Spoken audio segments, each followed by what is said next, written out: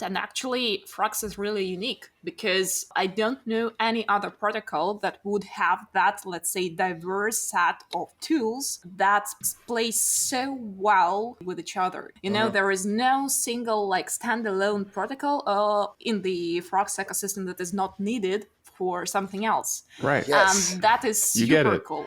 GM, everybody, welcome to Flywheel, your number one source for everything Frax, DeFi, and everything in between. If you want to know what's going on in the world on chain, you come to the right place. This is DeFi Dave, here with Capital K, and we are here to help you harness the power of the Flywheel. And when it comes to explaining the Frax Flywheel, it can be a little intimidating at first, but do not fear. Stacy Muur is here to break it down for beginners. And this is really the theme of the episode, was like, how to break down Frax like for beginners, and also the linguistics of explaining DeFi, because these are like definitely higher level concepts we're going into. But I think we did a really good job breaking down DeFi, how we can improve in DeFi, breaking down Frax, how we can improve in DeFi, explaining things. Kiet, what are your thoughts on this one? And I think I can't wait for the listeners to get in there, and they may come across a nice metaphor somewhere in this podcast. Yeah, a really nice metaphor that you might need to get your notepad out for, as Kiet would say. Yeah, and so, make sure, if you want to catch all the nice explainers and all the videos of Frax and anything DeFi coming up onto the surface, make sure you go subscribe right now, hit that bell button, leave us a comment, let us know what you think. Make sure you follow us on all our socials, Twitter, on TikTok, on Telegram, at Flywheel DeFi. Make sure, if you want exclusive show notes, join our Friend.tech. Go get a key now. Make sure to subscribe to flywheeldefi.com for all the latest Frax and DeFi alpha. You can follow me on Twitter at DeFiDave22. Follow me at 0xcapital_K. You know what I'm going to say. Let's get the flywheel spinning.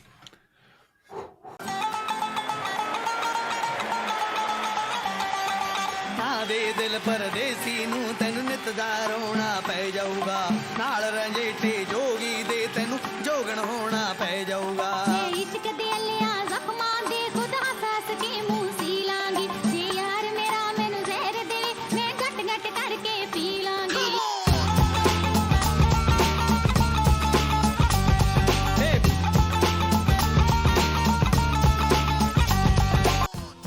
Do you hold ETH but don't know what to do with it? Want to earn those juicy liquid staking derivative yields but don't know where to start? Well, frxETH is there for you. frxETH is Frax's native LSD solution, allowing you to earn boosted yields in multiple ways on your ETH. If you want to get started, go to app.frax.finance and turn your ETH into frxETH today.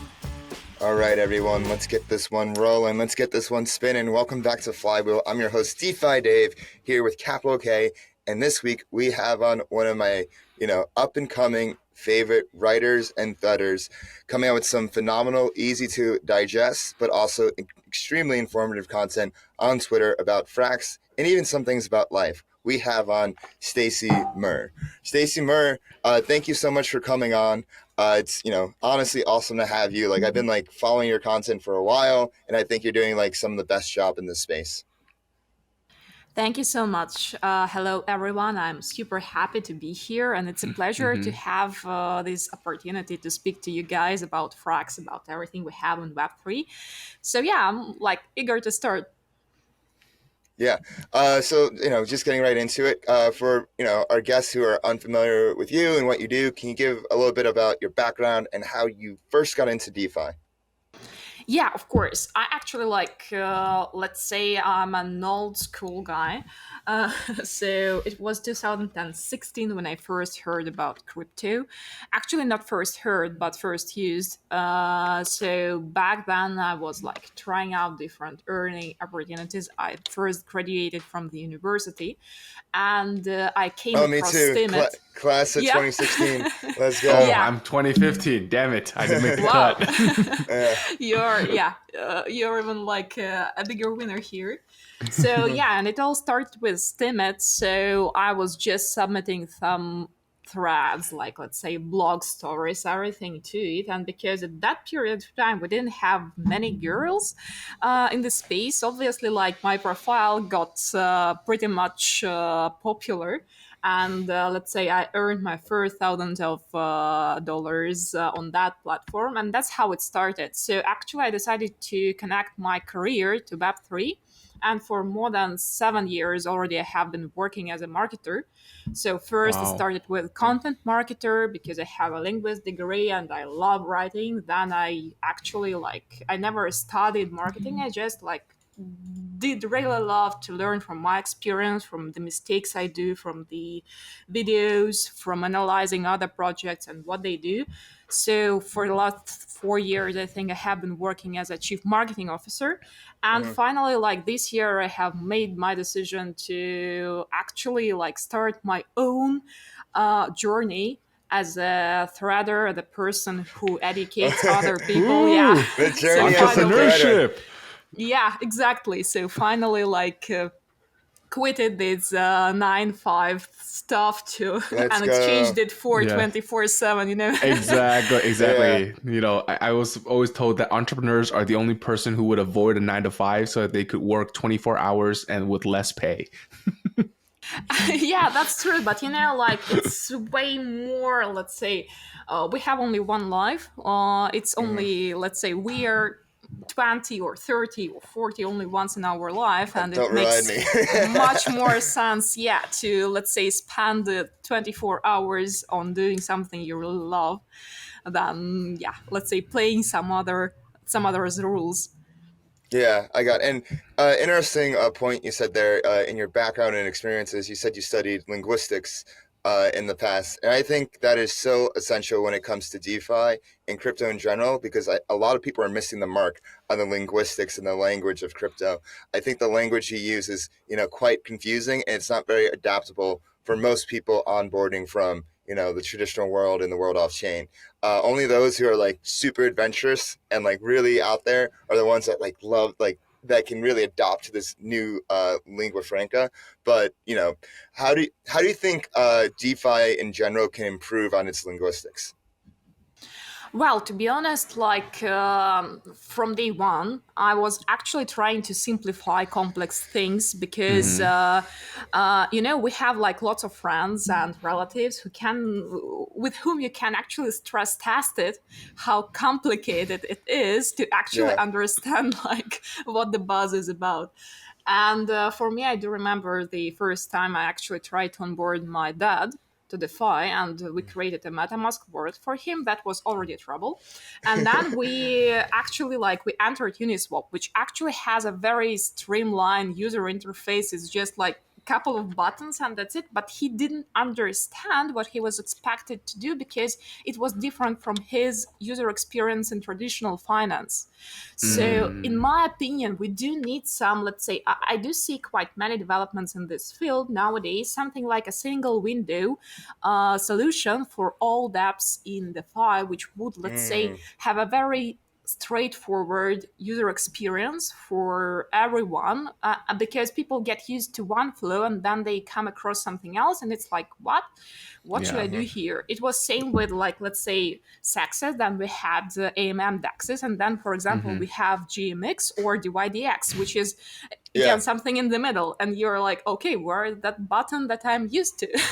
Right. And in terms of wording, it's also actually quite, I do now and then rewrite, let's say, white papers or try to explain complex articles in layman language, because when we are talking to the audience, it's normal that projects, let's say, they use some terms, they use some complex, let's say, explanations, but then those tech document that they need to be rewritten into a layperson language, because with some very simple, let's say, comparisons, examples, and so on, because otherwise your brain just explodes with loads of data, and it shouldn't be that you're learning something new. It should be okay, I got it, like a video on TikTok. Yeah, it shouldn't be it shouldn't be too much of a mountain to climb, especially if you're just going to be a basic casual user. And you make a really good point about the improvements needed in UX and UI, and I definitely think we're seeing strides there in crypto overall, especially with SocialFi, with things like Friend.tech and other social apps coming out. Have you used Friend.tech before? To be honest, I'm actually one of its biggest haters. You're one of the biggest haters. But have you used it? Have you used it? Yeah, I gave it a try. Actually, it's quite good. On the marketing side, it's super cool. I mean, when I first heard about their, let's say, go-to-market strategy and how they did that, it's like incredibly important. But I am not a huge fan of the idea that you sell your keys to your, let's say, followers, and that these keys are actually shares, and that at some point of time you just can give up this thing of sharing data and everything. And like, I'm not a huge fan of that. Okay, that's an understandable point. I was just talking about in terms of UX and UI, you just bridge there once, and then it's just click from there. It seems very seamless. From like a UX UI standpoint, Friend.tech is great. In terms of like the ethics of buying, selling keys of friends, that is definitely cool. I remember when it first came out, it was very surreal for like people. I would like for people to like buy and sell my personal keys. And I made a joke. I'm like hitting up every person that sells my key asking why. And then I actually did hit up a few people. What's my like, worth? just to fuck with them. Just like, hey, like, why'd you sell my key, bro? Why'd you? But like, I understand. Yeah, but shaming them. It brings up a lot of very interesting questions. But you know, the big meat and the big topic of hand I want to get to in this interview, what really caught my eye first from you is your threads and your essays about Frax. Because I've been like trying, this has been my mission since Frax launch, was trying to explain Frax to the masses in a concise, easy way, place to understand. And you're actually one of the best to do it. So kudos to you. And I would love to hear your Frax journey, your Fraxless journey. When did you first hear about Frax, and what really made you interested in it at that time?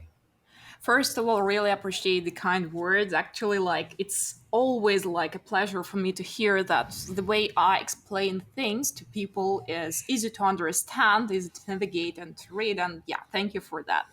So regarding the timing and let's say my Frax journey, so first time I think it was after the Terra Luna collapse. At that period of time, I was actually like, we were discussing the algorithmic stablecoin landscape with my colleagues. I was working at a DeFi protocol back then, and we had a very talented analyst who actually shared with me the concept of Frax as a partially algorithmic stablecoins with partial collateralization, and he said that this was the most sustainable model at that period of time. I was super interested because I'm personally a strong advocate of diversification and everything. I mean, even if you have, let's say, 30% of your portfolio in stablecoins, and that stablecoin is only USDC or USDT, or Frax, then it's not really diversified, So even in the case of stablecoins, you need to make sure that your risks are distributed between different assets. And I started to explore Frax, and actually like I loved their model a lot, especially like actually they reacted to the Terra Luna collapse almost immediately, and they moved to the fully collateralized model, which is actually super cool, and I do really love what the guys are doing. Actually, the second point, like I had, let's say, three events that got me onboarded to the Frax ecosystem. The second was actually the rise of liquid staking. And when I was exploring with which protocol I want to just stake my Ether, I was actually comparing the yields, and Frax was the best yielding actually. So at that period of time, I already knew that, okay, Frax Finance is an issuer of a very good stablecoin. So their liquid staking solution should be equally good. And then the third episode was the Ouroboros research. They published their investment thesis on Frax, which made me actually like a passionate advocate of the brand. Oh, yeah. We had Ouroboros on, a huge Frax bull, and we ended up meeting him too in Singapore. Great guy. Shout out Ouroboros. Like, talk about detailed articles, like incredibly informative. Has his thesis down on point. And I find it interesting that your Frax journey started at the collapse of Terra Luna, which was the absolute bottom and most radioactive time for stablecoins. And in a sense, like our Frax journey, a big part in both of our Frax journeys started at that time, because that's when we started Flywheel. We saw the, it's funny. It's like two sides of the coin here. It's like, Stacy, you are like looking for information about Frax. You heard about Frax. And us on the other side, we're the people who know a lot about Frax and know that there's a lot of misinformation, misunderstandings about Frax. And after the collapse of Terra Luna, we're like, we got to do this. And actually, fun fact, this podcast was originally going to be called Fraxcast. It was going to be called Fraxcast. Yes, it was. Yeah. It was going to be called Fraxcast. And then at the last minute, we changed it to Flywheel. I feel like by some like divine grace, I got like some message from the universe as Flywheel, because it's like, we're all about flywheels here. So, and then like, since then, it's amazing how Frax has not only like withstood the bear market, but how much they've like shipped and expanded. Well, a lot of other teams, a lot of other projects are either like faltering or closing up or really struggling. Like, I'm not saying like, Frax is like, definitely going through the fire right now, but like they are like really showing like what you can do when you just focus 110% on building. Absolutely. I mean, in my opinion, it's one of the best teams in DeFi at the moment. And actually, Frax is really unique because I don't know any other protocol that would have that, let's say, diverse set of tools that play so well in ally with each other. There is no single like standalone protocol in the Frax ecosystem that is not needed for something else. Right. Yes. And that is super cool. Yeah. Oh, beautiful. And Stacy, I also wanted to highlight, I think this, not a lot of people know this, but we said this a lot on the show, is the Frax core team are comprised of 7 or 8 developers. Seven. That's it. Wow. Seven. Yeah. Wow. 7 developers. And That's crazy. Yeah, Stacy, you make a great. Actually, like I'm actually very impressed with the fact that you said everything that Frax ships has to do with building and expanding the Frax protocol. A lot of people have the why are they building so many random different things? They have nothing to do with each other. They would do a lot better if they focus on one category. But the thing is, they're not trying to focus on one category. They're trying to view it from a bird's eye view. It's like, okay, like how do we expand? We're a stablecoin protocol. We have Frax, we have frxETH, we have FPI. What is like the best ways what are the ways we can do to expand the use of the Frax stablecoins, and whether that's their sub protocols such as Fraxland, FraxSwap, or using other protocols with their V2 AMOs, especially Curve and Convex. That's how Frax is operated. It's like they don't do a lot of moves, but when they move 150%.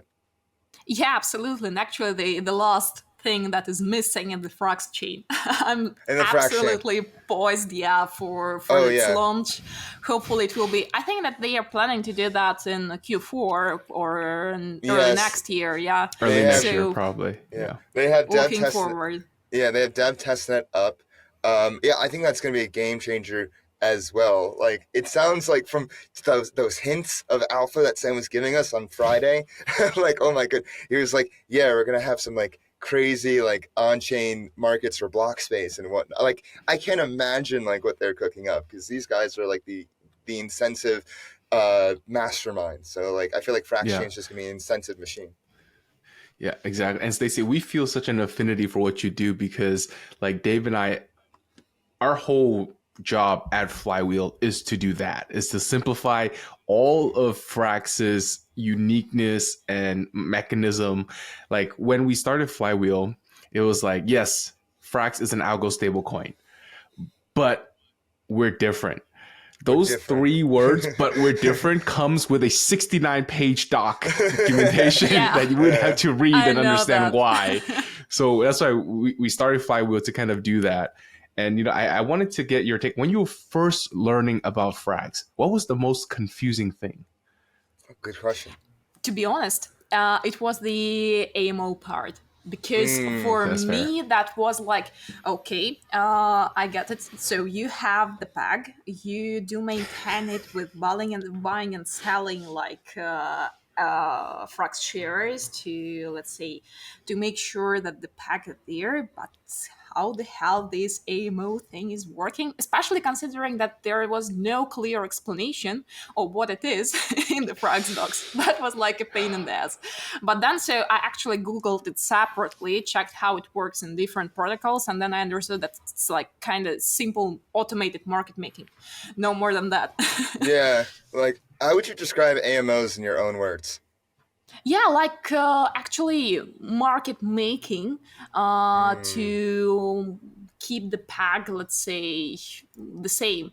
So if That's we, a good way to put it's it. Yeah. way easier. Yeah, it's way easier to, let's say, to draw an example. So if we consider a case of Frax as a stable coin, so let's say back in the past when it was, let's say, hard packed by USDC. So now there with the V3 announcement, it's actually the peg to USD, the actual USD, the Mm-hmm. actual dollar. So back then, if the price was actually falling, then they actually what the price was falling. Yeah, I'm a bit like confused whether they minted or burned FXS. Yeah, you know what I meant. So if I Mm-hmm. had Yeah. like some flywheel in front of me, I would easily be able to, let's say, draw that and see how it works. But when you have to explain that in voice, it's a bit confusing. Yeah, like how I often describe AMOs is Frax will use other protocols themselves to maintain peg. Like with V1, the original Frax, it was like a very basic form of market making, but it was only like internal. It could only like adjust the collateral ratio internally, like either like selling USDC or like buying USDC, minting. I mean redeeming, minting, like all internal. But now with V2 it's external and uses other DeFi protocols themselves. That's why you see with Curve, like the only way you can mint and redeem Frax is really against the Curve protocol. And I think, Frax being the first ones, really the only ones to see that was like actually quite genius because no one really else had like the forefront and vision be like, oh wait, like we can like actually like use the protocol like that. It's more than just like, a competitor to Uniswap. Like no, it's actually like quite a different primitive than to Uniswap. Yeah, that's beautiful. And actually, like one of the things that, in my opinion, makes frogs stand alone is that they are rather friends with other protocols than competitors. That is Positive so sum. cool. I mean, Yeah. cooperation and not competition, as in the case of Curve, as in the case. I do hope that they will be added to Eigenlayer pretty soon. So, and that's Yeah. like the genuine DeFi Lego when we are building together to deliver better products to be actually competitive to CeFi and TradFi and not like within DeFi entirely. Yeah, I couldn't agree more. I feel like, especially now, like there's like a lot of fighting, a lot of rivalries between protocols, this and that. It's like, guys, like remember why we're here. Remember like what we're building Right. towards. We're trying to build a better, it's not just like alternative, like just like a better system overall compared to traditional finance. And we are a lot stronger working together in this cooperative, positive sum manner than if we are just like trying to like cut each other down. And I think like Frax really does embody that. Yeah, absolutely. Yeah.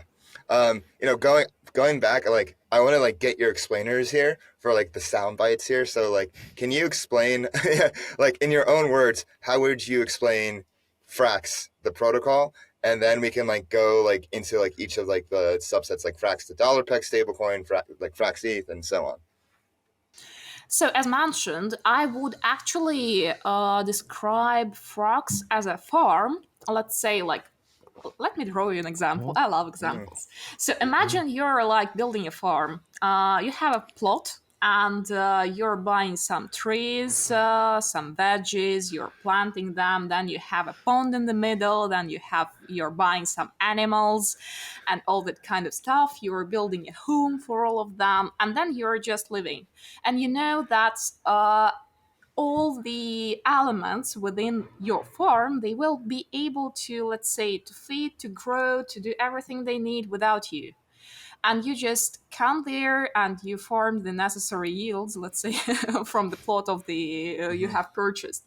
That's actually how Frax makes it. It's an ecosystem within an ecosystem, meaning that let's say if you don't want to use any other product, you can just come to Frax and find everything you need there, from liquid staking to stable coins, liquidity pools, gauges, Web3 model, whatever you need. If you do want to go beyond, then you, let's say, take the same not staked, Frax Ether, or you take Frax and you go to other protocols to build your own DeFi Lego bundles.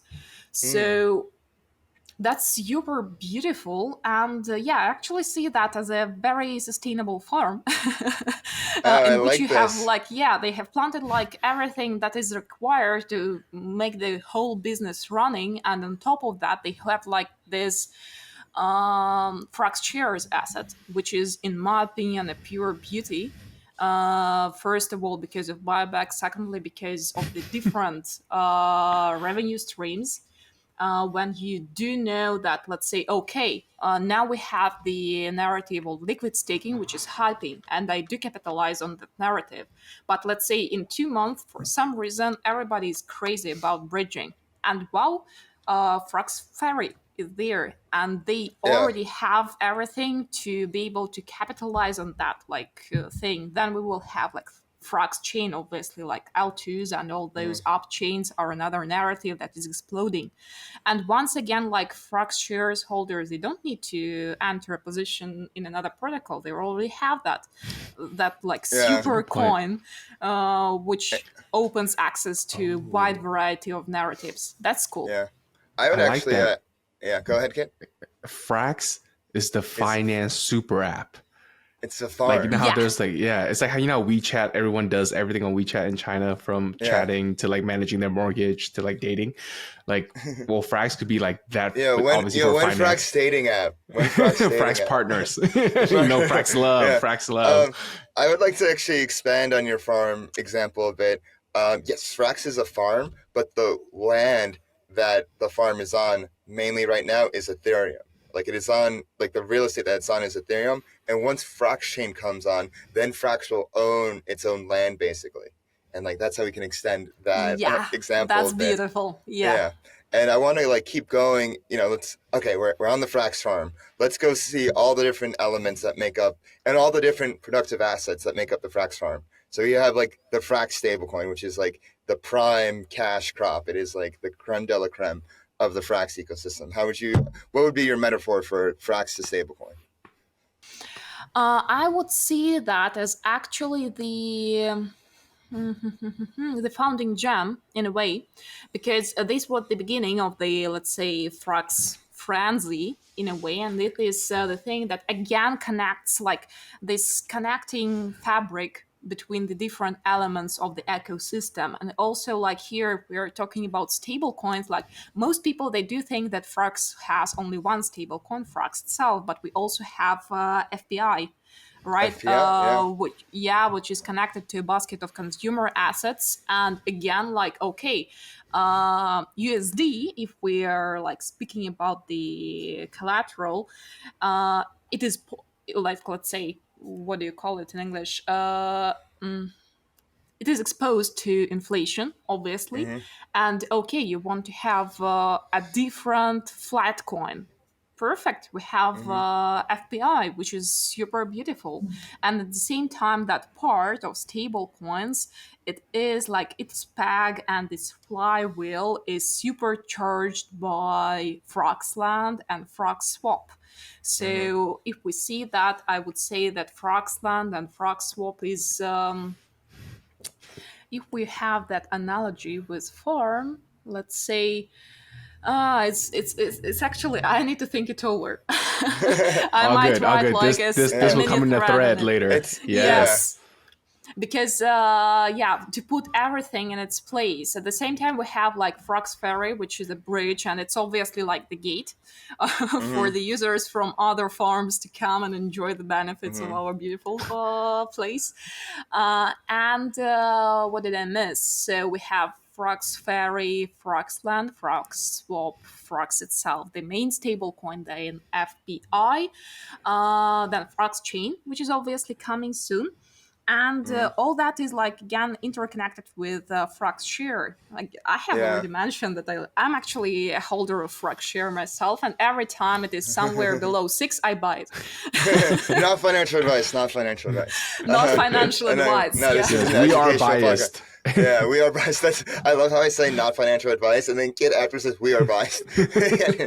But thinking about this example more, I would view the stable coins and the liabilities of the Frax protocol like frxETH, FXS, FPI. Those are the crops. Those are like the wheat or the apples or the carrots or whatever you grow on the farm, or like whatever is the productive asset. Like hell, maybe you could like frxETH as like the milk, or like like cows or whatever, anything. I'd Animals. say it's something you plant, Yeah, it's a tree. Yeah, okay, and go then back. like the yields you actually collect is actually the Yeah, fruits. exactly. So I And would so- see that like that. And you're a farmer, actually. You just come to a place where you already have everything. Like, it's like a game.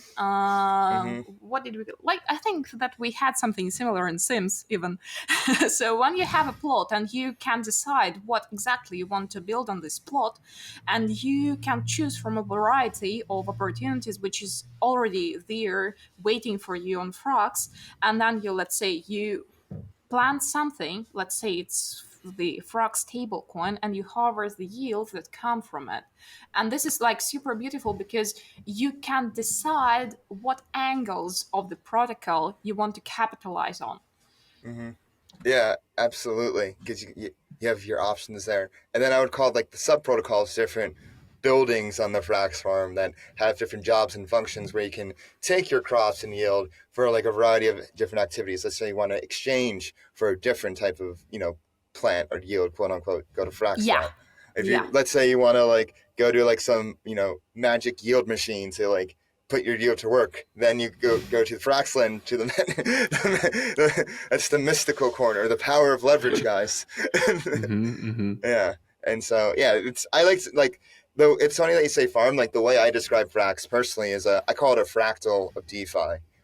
Anything you can find on chain, you can find in Frax. It's really a reflection of DeFi and crypto overall. So like I say, like Frax used to stand for fractional, now it stands for fractal. Wow, beautiful. I love it. You had some time definitely to think it over. Yeah, I've had way too much time. Yeah, we definitely put you on blast. We definitely put you on the spot here. We love hearing like new ways to conceptualize Frax because we need it. Because maybe like the way I explain it, it doesn't click for that correct person, but the way you explain it, Stacy, it really does click. So we definitely need like a diversity of conceptualization of Frax. Yeah, definitely.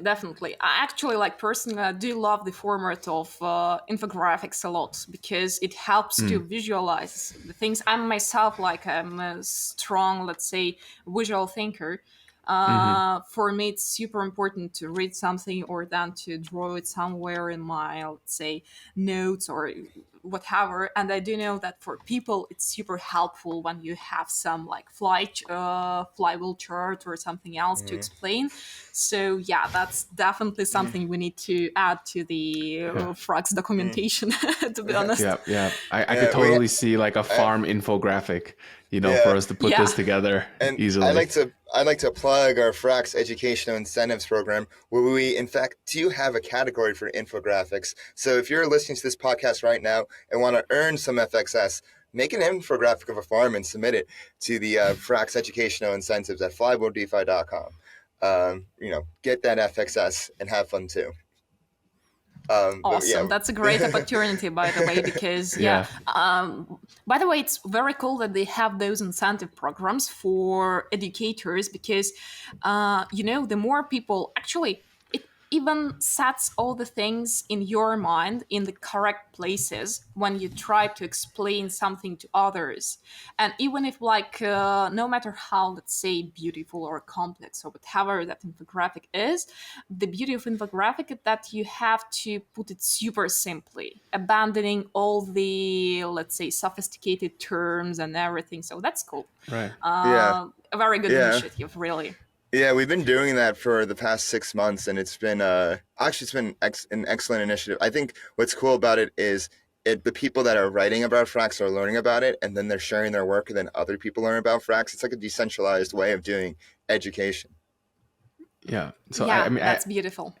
Yeah, Stacy, I got to ask you a question because you obviously, don't come from the traditional finance or investment analyst or fund type of, I forgot, is it left side or right side brain of analysis? But then you were so bullish on left side. You are so bullish on Frax. So what is your thesis and how did you kind of come to that? Not financial advice, right? We are biased. We are absolutely biased. We are biased.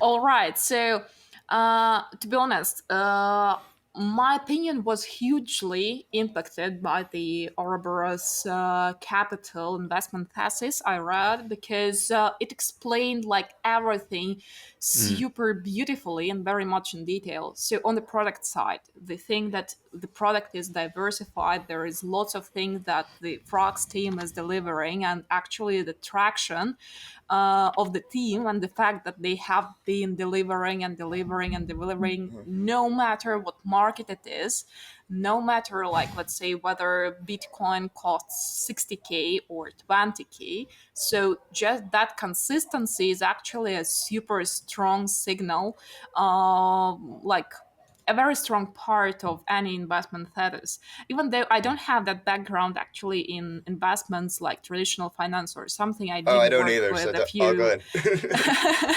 I mean, I worked with a few VCs and hedge funds, and I don't know their research, let's say Flywheel, and for them it's super important to see who is building the product, because that is actually one of the signals for sustainability and opportunity to be flexible on the one hand, and on the other hand to overcome like the potential challenges. Obviously we have lots of them in Web3, because that's a new, let's say, that's a new industry, and as the, let's say, the scientific approach suggests, we don't know everything, and every day we have like some new data, new information, and we need to be able to react to it and adjust the product so it meets the demands of the users, which will come tomorrow, not today.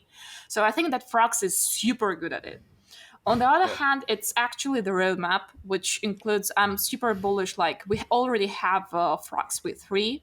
I'm super bullish for Frax chain. I was actually like watching closely these advent of up chains and different solutions which are tailored for the needs of a particular dApp or ecosystem of dApps, and I think that it's will be really huge. And last but not least, actually, when you buy Frax shares, your downside risk is limited. This is like my favorite part, to be honest, Let's go because into this. actually, like the beauty here is that, as far as I know, Frax buybacks Frax shares when the price falls below 5. So actually, the investor's downside risk is limited. So for that very reason, I do buy Frax regularly, because everybody on the market knows that if, let's say, Frax goes below 5, then the team will buy back it, and it cannot actually go lower. And when every market participants know about that, they want to accumulate more and more Frax below 6, because it opens like a very good uptrend potential, but very limited downside risk. Yeah. And that makes it super beautiful even for midterm trading. Actually, I do know quite a few people there that who are just like buying low, selling high in this market, and making some very good yields with Frax. It's very beautiful, to be honest. Yeah, like that is some alpha right there. That is well known within the Frax community, but maybe not so outside of it. That Frax True. will buy back at at a certain price. Like below 6, a lot of people buy, but if it's below 5, you best believe that people have been buying, and like that has been established since since like the fall of Lunar and since June when they started doing the buybacks. I think that was probably one of the most Chad moves I've seen in all of DeFi.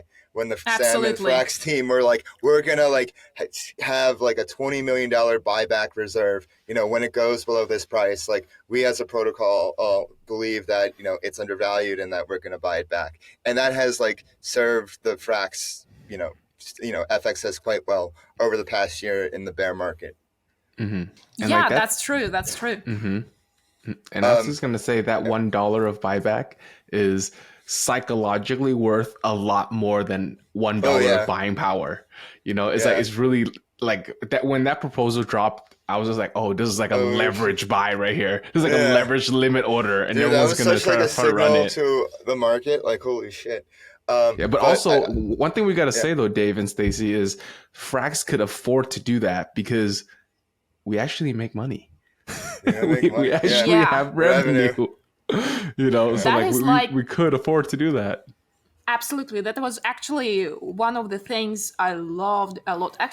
To be honest, my early morning starts with the fact that I open token terminal, go to the revenue section, and check who is earning what. Because this is Wholesome. actually fundamentals.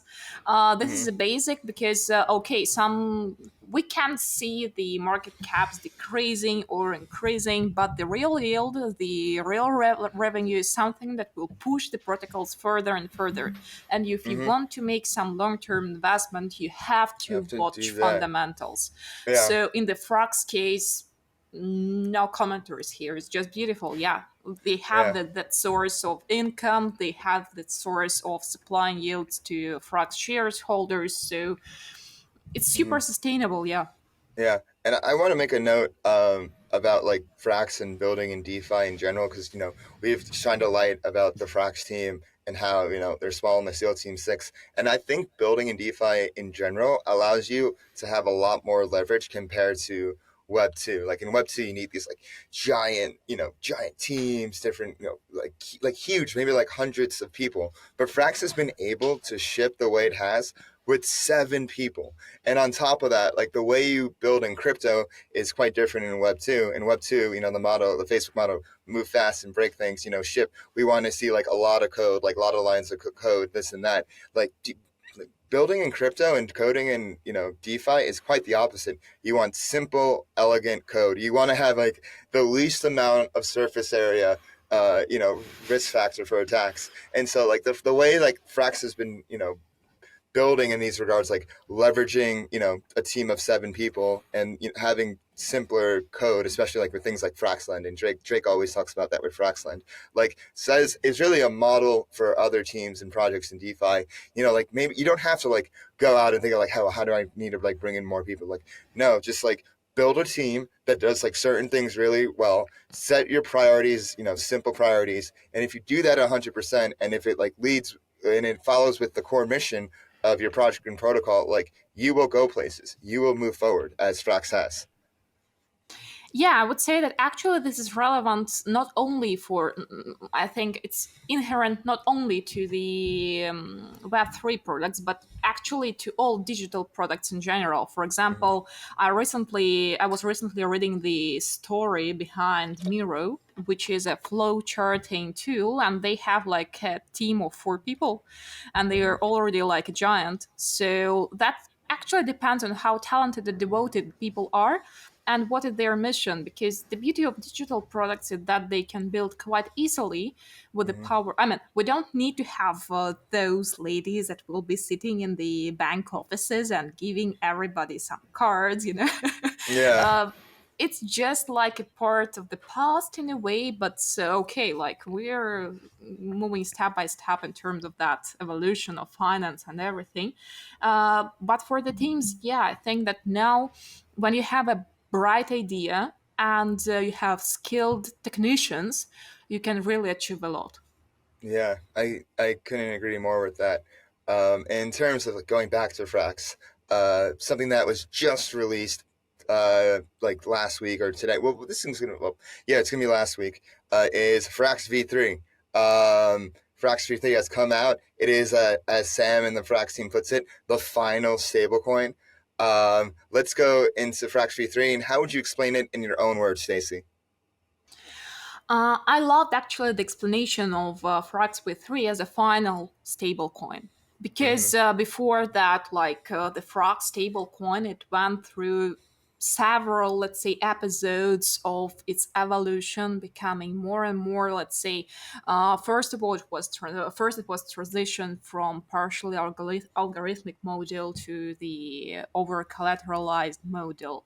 Now it's, let's say, a transition to even more stable model through this, let's say, I'd say that, like, if before Frax was somehow connected to the price of other stable coins like USDC in Exactly. Now it is absolutely standalone stablecoin, which has its own mechanisms for remaining the peg, and it's like it's actually, it might be called the safest decentralized stablecoin for now, in my opinion, because it has like the sovereign USD peg.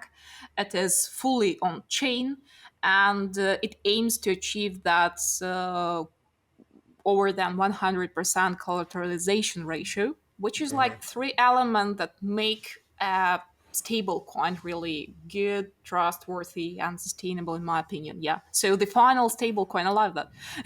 Yeah, Sam and the team have been talking about wanting to peg to the Fed rate or the risk-free rate of the dollar for a while since November last year. And then with the speech that came out about stablecoin maximalism, which talks just about this, it needs to peg to the risk-free rate as collateral, it needs to have a proper swap facility, and you see that with Frax V3, with its collateral, with the SFrax vault, with it being redeemable for stay fiat payment, quote unquote payment stablecoins on Curve.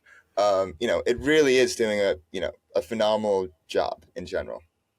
Sorry, my light is Absolutely, yeah. That may seem to be like a small paradigm shift, but in practice, if we, let's say, see the competitive landscape and everything, that's a huge step forward. Yeah, and it's still like something that Frax has been talking about is existing in the world on chain, and the challenge they faced was like, okay, like how do we peg? It's kind of paradoxical. Like how do we peg to the risk-free rate while still existing 100% on chain? And they have figured out a way to do that with Frax V3, with Frax not being redeemable for fiat whatsoever. It's only redeemable on chain for other stablecoins.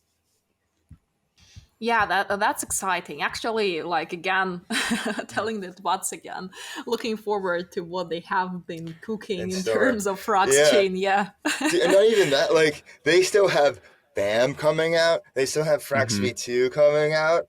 Like, are you familiar with BAMM and I'm Frax V2? Frax I assume V2. FXETH. Oh, FXETH V2. Are you familiar with? Yeah, I'm sure you're familiar with both of them. But could you explain BAMM and FXETH V2 in your own words? By the way, I haven't heard about the frxETH V2, so maybe you can like share with me because I have somehow I missed that.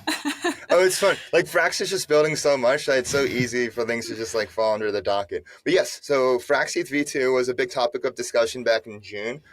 Sam actually did a presentation on it during our Dora Hacks hackathon, or what was it, May, June? Yeah, June. And so what it is, it's the upgrade to FXETH V1, and right now the nodes are run by the core team, but FXETH V2 will decentralize that, allowing anyone to run a node. And how it does that is it creates a peer-to-pool lending market for the right to run a validator. So let's say I'm a validator, I'm really good at what I do, I have 32 ETH. Instead of like running one node, I can go to like the FXETH V2 market, spin up 8 nodes, and just have this variable interest rate that I have to manage and keep back. And the cool thing is, like, as a node operator, I get to keep all the upside. I get to keep all the MEV fees. I get to keep, everything. I'm like, I get to keep all my success. All I have to do is manage my interest rate in the same way somebody would manage their interest rate on Aave. And just to add on to that, Stacy, you know how Rocket Pool, you have to do 8 ETH in order to borrow the remaining 24 in order to run a validator? On FXETH V2, you only have to put up 4. So it's at the very least, it's like twice as capital efficient as a Rocket Pool system. And additionally, though, what Dave said about how it's up to the market on setting this interest rate for staked ETH, or rather ETH that is to be staked. Let's call it vanilla ETH, right? That's beautiful. I mean, but here's more the crazy decentralized. part. Yeah, more decentralized. Something more. So there is one more bit. So what Dave said about how anybody could just keep all of their upside MEV yield and such, right? That is true. But if a validator decides to be like, well, I want to be even more competitive, I want to offer even higher yield. So they would keep on borrowing more and more ETH because they're willing to share some of this MEV yield. which would then obviously drive the borrowing costs for all of the more, let's call them more selfish and profit maxi validators. Now those validators are going to get squeezed, and they would have to decide like, oh man, should I also have to pay down some of my ETH loan because I don't want to share so much? So like the user at the end of the day is going to get the most maximum benefit by staking with frxETH, because they're going to get like the most market clearing yield. For stETH and all those others, you kind of have no choice. You got to be takers of rates. But whereas in this one, there's both sides to it, because you could withdraw your ETH from frxETH when you don't want to loan out so much, right? So then it creates a true interest market for staked ETH yield rates. Wow, that's cool. I mean, I was actually like researching in the morning today. I was creating some note on the landscape of liquid staking solutions across different chains and different assets. And when I was like thinking about the current landscape in which Lido is definitely a dominating part, I was like asking myself why. Actually, because it's not offering the highest yields. It's not somehow like, obviously like Frax is better in terms of many aspects. I think that here the key to answering this question is actually what is just that, like, let's say staked Ether, the liquid staking token of Lido, is just there in super many apps. That's the only like reason for their dominance. And as Frax will gain more momentum, I'm pretty much sure that this paradigm will change. And actually, I'm super happy about that, because I do think that no protocol should be controlling too much of Ethereum if we want to have like a sustainable and bright future for us. We've had a few guests, say some of their concerns about Lido, and Frax is the best alternative there is, that is driven by incentives and not just be like, hey guys, can we just like lower our just like please just like limit yourself, please like self-limit. Like, no, that shit doesn't work. Like every time you try to do something like that, incentives will always rule the day.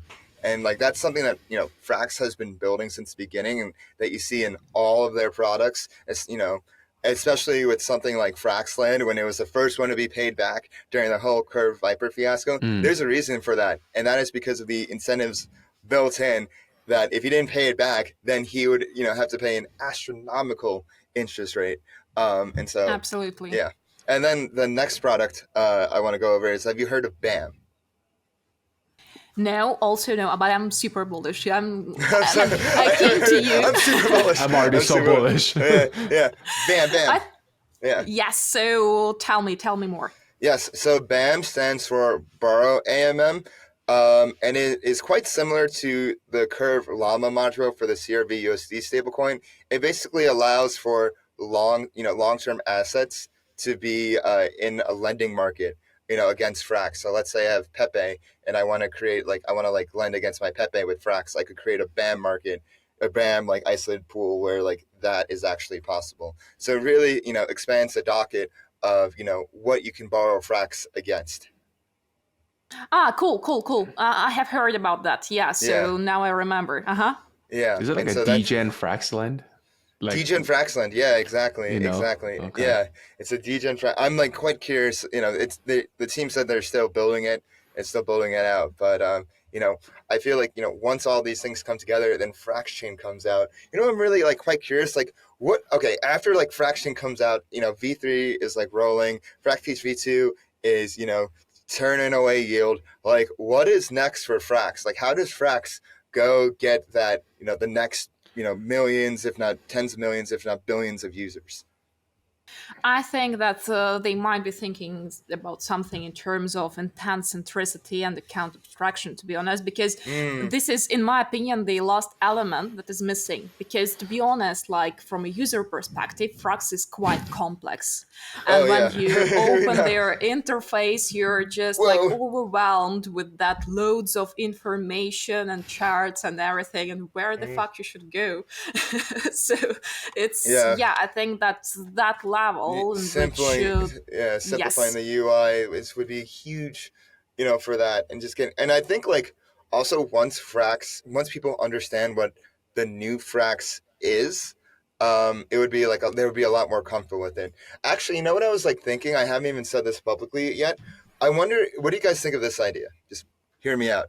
What if we rename Frax, the dollar peg stablecoin, to FRXUSD, and then we named FPI Frax? Because then people like associate like USD with like, people may like, let's say I'm like never seen DeFi before. I'm saying, I know, yeah, never seen DeFi, never seen crypto before. If I see like Frax, I'm like, what is that? But if I see like FRXUSD, I'm like, oh, it's a USD peg stablecoin. I mean, they already have it with FRXETH.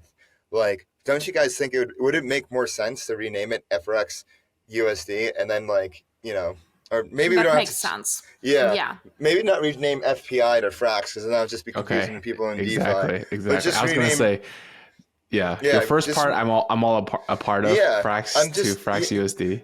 Yeah, because like people are confused. I guess like the exception would be branding issue. Well, hell, DAI is like renaming itself to like whatever new stable is, and I'm like pretty sure it's gonna have USD. And well, if they have a USD peg, because we all know how Rune feels about USD pegs. It could straight change. Yeah. But yeah, so yeah, what do you think of getting on the topic about what are your thoughts on other stable coins? Like, what are your thoughts on like Dave, hold on, before that, I we are been so uberly bullish. I feel like I gotta come in and pull us back a little bit. Yeah. I gotta pull us back a little bit, Stacy. I gotta pull us back. Could you share with us like what are some areas of risk or concerns that you have about Frax? Well, first of all, like it's not only about Frax; it's about DeFi in general, I'd say.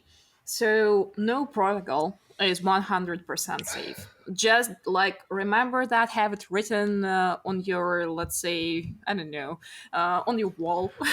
So make that the first thing you see when you open your laptop, because it's super important to understand that you can never it's just ridiculous to allocate 100% of your portfolio or whatever to a single asset or to a single platform.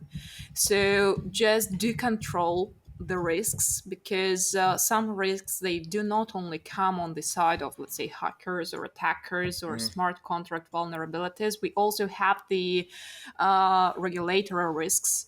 And we never know what is in the minds of those people and how they will be hindering the further DeFi adoption and everything. So I would say that like we have to be very, very thinking vigilant. Very vigilant and very like balanced in terms of what we are exposed to, and make sure that you always have like a pocket of safe money. Let's say that's black day money, which so that you don't have to like sell everything you have to I don't know to pay for something. I think that this is the most important thing, and unfortunately, like safety people still first. do not safety first. As simple as that, because we cannot like we do have full control of our portfolio, but we don't have the full control of the risks associated with investing in different assets. That's like the golden rule.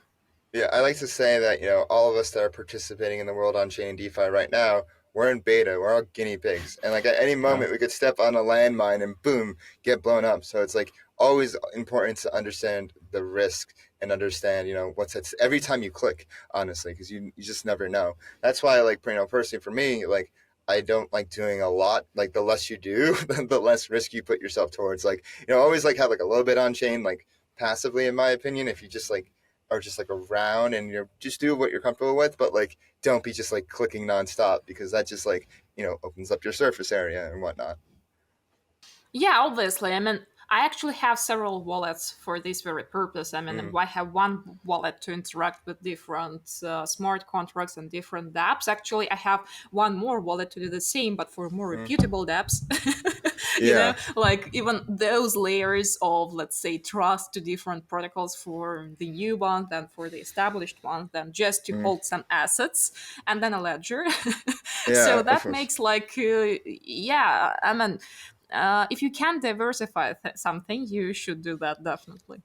Yeah. And, I have one last question for you, and then we're going to wrap up into the lightning round. Outside of Frax, and I'm just like speaking about DeFi and crypto in general, like, right now we're in the bear, we're really in the thick of it.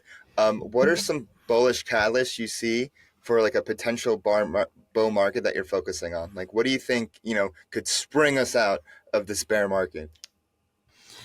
To be honest, I was like thinking about that recently, and I have to say that we are still quite strongly dependent on traditional finance, and obviously, like in the real world, it's a lot of, let's say, negative events happening right now which are hindering the market's growth and everything. So I think that we will be poised for some recovery and for some better dynamics when people globally, they have time and they have money to invest, because if we have a closer look at the stock markets, or actually across all industries, we currently see some stagnation, some post bear and everything. And I think that crypto, even though we do consider it like separately, it's still a part of the global financial economy, and we are interdependent because, like, let's say if we are speaking about the largest institutional players, obviously they both have, let's say, S&P 500, and they also have like Bitcoin. So they are exposed to both. I do expect some positive events to take place after the Bitcoin halving, obviously, because soon. very soon. I do remember like the last Bitcoin halving and the way market reacted to it. So obviously there is always some time lag, but I think that history is repeating, and no matter how, actually, I think that's now is the longest bear market cycle, right? So it's super interesting if the next bull run will be equally long. It's the Bitcoin halving is like our spring equinox. It's when we're in, it's you know what I mean? It's like the winter, and then when the spring equinox comes, then boom, it's like spring's just around the corner. Let's go. So I just checked when that is. That is April 24th, 2024. That's 42424. Oh, that's beautiful. 424. Yeah. I was gonna say, imagine if it was on 420. I know, as I was gonna say, but that would be too good. I like that. That like alternating. That's a good omen. And on that note, before we get into the lightning round, like, where can people find you, and like, what are you working on now? I actually finally, I'm like, as we discussed in the very beginning, I'm no longer like, let's say, entrepreneurship. Yeah, that's it. So I do mostly focus on my Twitter stuff because I love it a lot.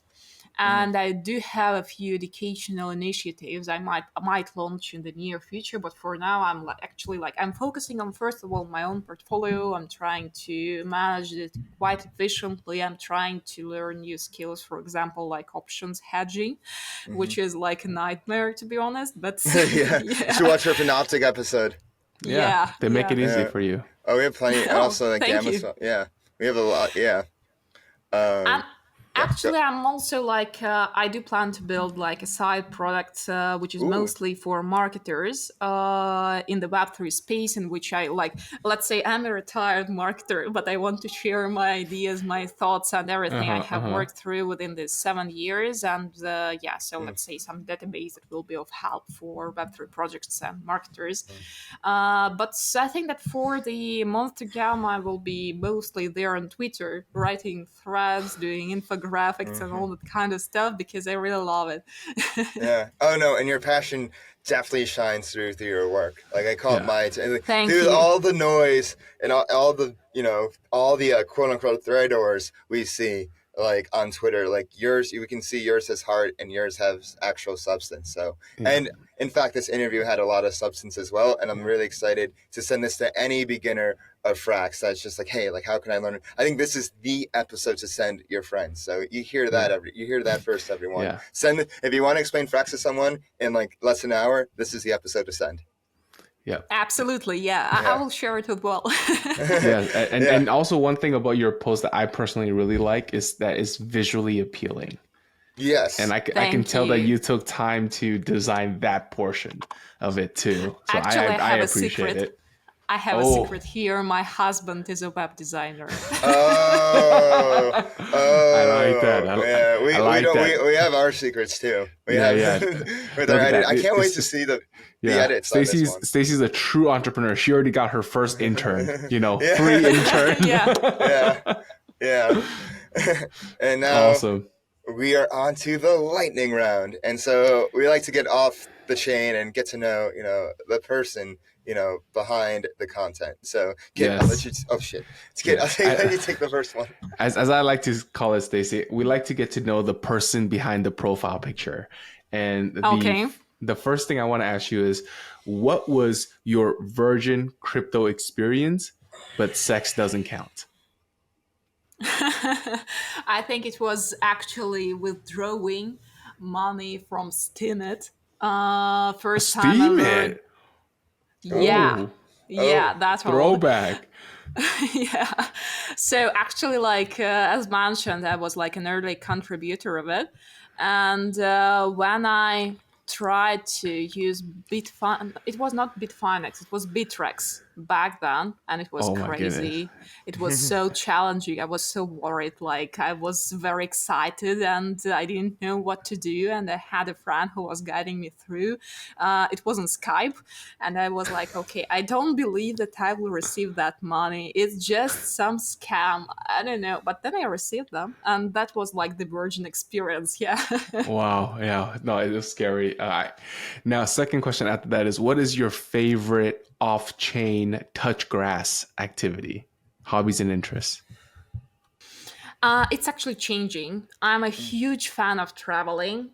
This year I was in Morocco, which is Ooh. crazy, very beautiful. Rock The the smell, Casbah. the way, yeah, the way it smells is absolutely like crazy. I also lived in South Africa, in Iceland, and Norway. I mean, I have traveled like across many states. I do consider myself a person of the world without no like exact citizenship or whatever, because I do think that True world citizen. yeah. I mean, people are always people, and it's not us to blame that we were born in some particular country or something. So traveling, I think, is my top one destination to touch the grass. But when I cannot do that, it's definitely like either running or playing badminton or tennis or something, some like outdoor activities. Really love that. Cool. Hell yeah. Yeah, I And think Baldur's Gate recently. Baldur's Gate 3. Let's get it. Yes. Yeah. yeah, I think like a lot of people in crypto consider themselves, global citizens, especially the nature of the industry and the nature of just being on chain. Now, to my question, what would be some advice to your younger self? On myself, To your younger self, if you had to give advice to your younger self. I was actually, again, one of the things I was thinking recently about it whether I would actually like advise, let's say, my kids to get the degree in the university, because we are no longer living in the era when that matters a lot. All knowledge is at our disposal at the tops of the fingertips. But actually, I would say that I would not give myself any advice, because if I did, I wouldn't be the person I am today. Oh, That's the this is a best good one. Yeah. Thank you. Everything meant to happen for a reason. Yeah. Yeah. First time we heard that. And then a question on my end here is, if you weren't in finance or you weren't in tech, you weren't in marketing, and you're not in crypto, what would your professional career path be? Actually, like it was intended to be that. So when I received the university degree, I had a choice. I was like it happened simultaneously. I was invited to a crypto startup, and I could move to Sweden to work in an embassy. I opted for the first option, so that's why my entire career was connected to Web3.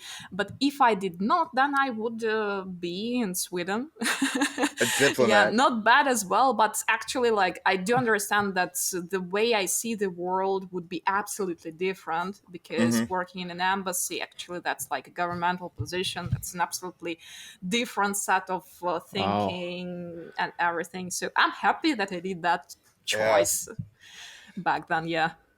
Yeah, it's funny. I actually, if I had to answer that question of like, what would I do outside of crypto, it would be a diplomat. I think I would want to be a diplomat if I wasn't in crypto, like my dream job.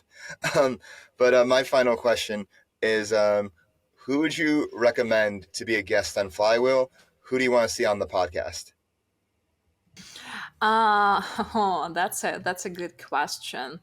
I do definitely love the way, for example, Hitesh is doing recently. He has a lot of very good research to explore, and I love his passion for that deep dive threads and deep dive research. This is very cool. And the Oh, second person I would yeah. mention here is Tulambro, because I do love his visuals and his way of like communicating to the audience so much. Both are actually, like, as far as I know, Frax Maxis, Oh, so they're a what are good they? How do I addition. spell the names Hitesh and what was the second? Hitesh.eth Okay. is the first one, and the second one is Tulambro.eth. Yeah. Okay, we Please gotta. send this to us in the Yeah, please. chat Yeah, No after. please send problem. us No his name. problem. Yeah. We gotta keep a tab on the Fraxwellis and get them on the pod. But Stacy, thank you so much for joining us. Where can people find you on socials? It's same as my name, actually, Stacy Muur. You will definitely find me, the Yeah. one which has like red hair and an elf as a PPP. So that's Yeah, me. definitely go follow her right now for all the latest Frax Alpha and Frax explainers. Like anything you need to explain Frax wise, she's your girl. So Stacey, thank you so much for coming on. Hope to see you again Thank soon, you. and see you on chain and on the timeline. Thank you. Really appreciate the invitation. It was fun. It was like super engaging, and I really love that hour we have spent together. So thank you, guys. That's what we Perfect. do. Thank you, Stacy.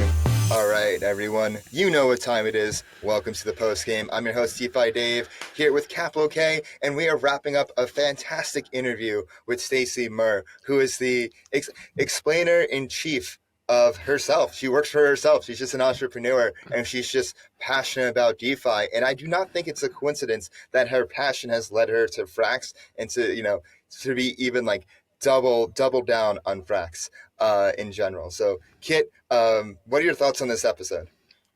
I mean, I'm a huge fan of her work to begin with, so it was really nice to finally speak to the person behind all the threads that I read. I think she takes time and she takes a lot of care, like tender love and care. Like there's a lot of TLC in those threads and those visuals, so I really appreciated that. Yeah. I also like that she was able to explain things in examples that I've never thought of, comparing Frax to a farm. Yeah, so like that was pretty creative. I also noticed that during I wanted to go deeper with her on a couple stuff, but then I saw what you were saying in the chat, and I was like, you're right, this would be a great beginner pod. So I had to hold myself back on not going way too deep. Yeah, no, exactly. And like this, not everything has to be like a super deep dive. And like I think a lot of times, people in DeFi, myself included, we fall into the trap of getting like, oh, let's be like as deep and complex as possible. And like with certain audiences, deep dive Dave. Yeah, deep dive. But like this one, we went a little bit, higher, like explainer, basic. I wouldn't say it's like completely basic, because I feel like you need some grappling of DeFi to understand the concepts. But if you already have that foundation in DeFi and you're like want to start like, wait, where do we go? Like, how do I learn about Frax? I'm like curious to learn more about it. Like, this is the episode to watch for sure.